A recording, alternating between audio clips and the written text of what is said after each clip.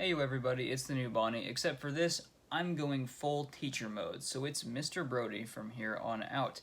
At the time of recording this, I'm just 2 months away from student teaching. In 2 months, I will have to pay my college money so that I can go do a full-time teacher job for 80 days. Doesn't that just sound f***ing fantastic? As we start winding down every semester, you already know by this point that I have to make a video project. So this is the one. Shout out to you, Professor Buchanan. I hope you're watching this. But here we are now. So, because I'm getting so close to student teaching and I needed to do sort of like a book talk and activity guide for this, I actually came up with a book that I really want to teach, but I cannot find any teaching resources out there. So today we're going to be talking about Janette MCC's I'm Glad My Mom Died. Let's get right into it.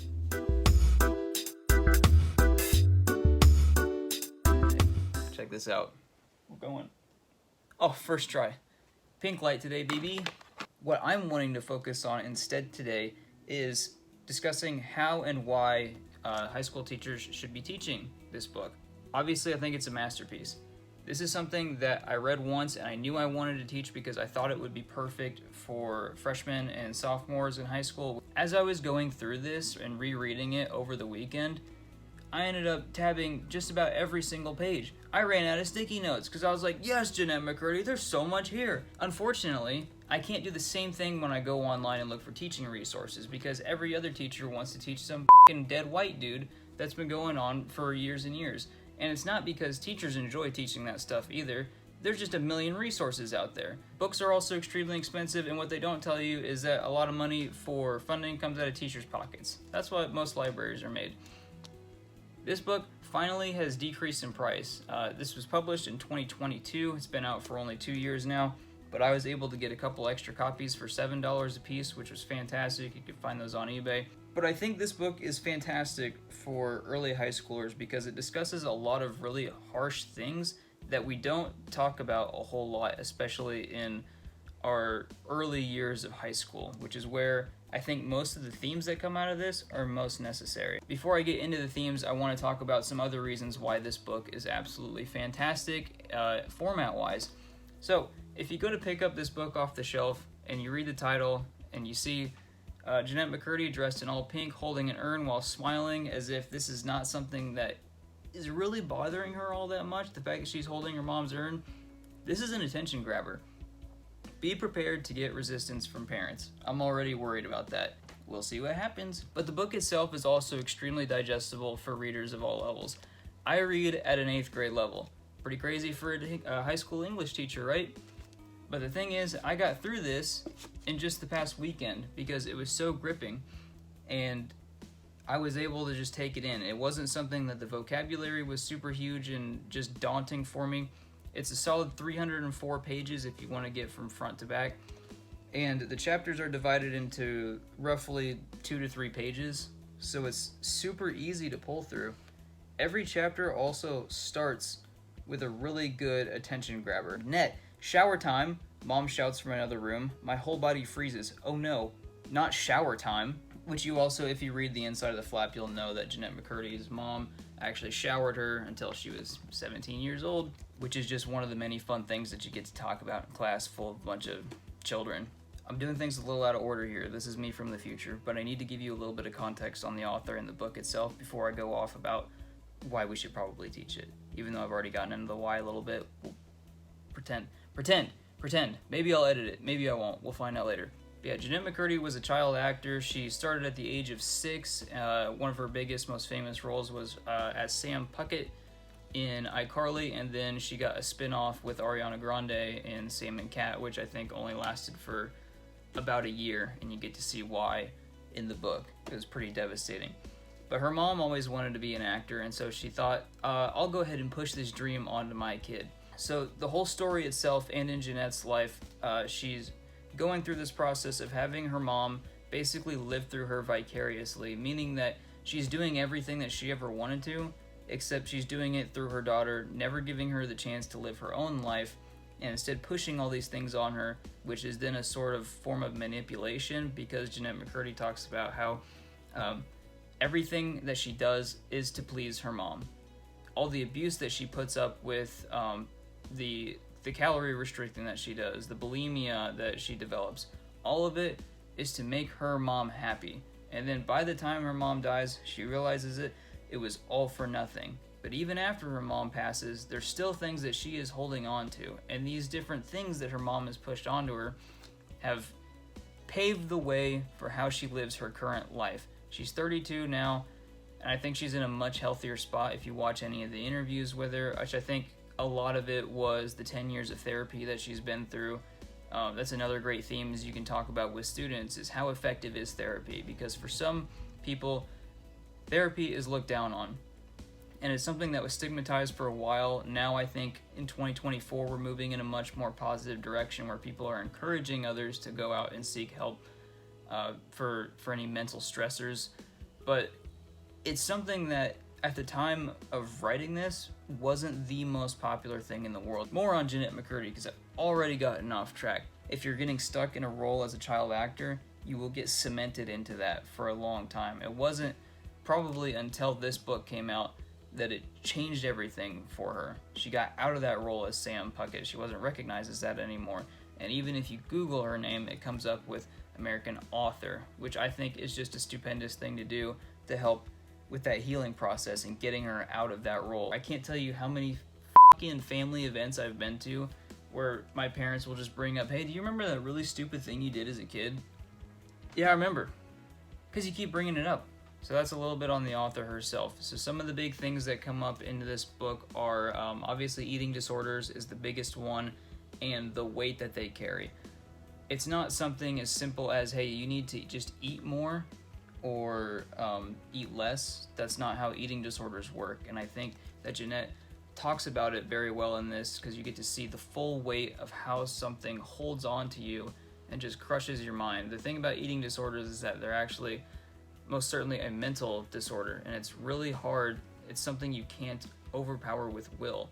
One of my favorite lines from the book itself is, I've put on 10 pounds since those first few months of bulimia when I was mom's goal weight for me. These 10 pounds are the first thing I notice when I wake up in the morning, the last thing I notice when my head hits the pillow at night, and the thing that I most often notice throughout the course of any given day. I'm obsessed with these 10 pounds, tortured by them. You get to see time after time again how she constantly struggles with and fails, and you get to see the recovery path just a little bit, but it always circles back to something dark in this, which I think is a really good thing for students to read about, because this is not a story of pity, it's a story of getting self-help. It's a story of recovery, even if the recovery isn't the biggest part of the book. Some other great themes in this. One of the greatest lines that Janette McCurdy gives is actually towards the end of the book. She asks, why do we romanticize the dead? Why can't we be honest about them, especially moms? They're the most romanticized of anyone. Moms are saints, angels by merely existing. No one could possibly understand what it's like to be a mom. Men will never understand. Women with no children will never understand. No one but moms knows the hardship of motherhood, and we non-moms must heap nothing but praise upon moms, because we lowly, pitiful non-moms are mere peasants compared to the goddesses we call mothers. Which is excellent. I mean, that's horrible, right? Because this is part of the abuse and the trauma that she goes through, is a series of gaslighting from her own mother. But it's something important to talk about. Why do we romanticize certain parents? Do we owe our parents anything? And why are moms put on pedestals above everybody else? Why is there the stigma that they can do no wrong?